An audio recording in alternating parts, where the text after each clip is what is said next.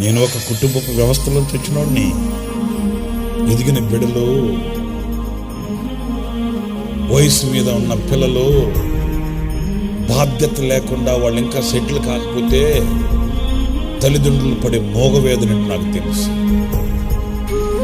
చెప్పుకునే కాదయ్యి.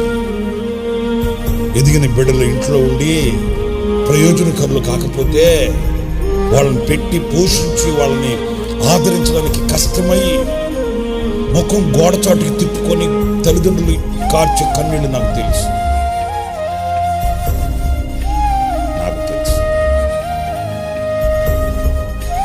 ఎదిగిన బిడ్డలు ఒక స్థానానికి చేరుకోకపోతే,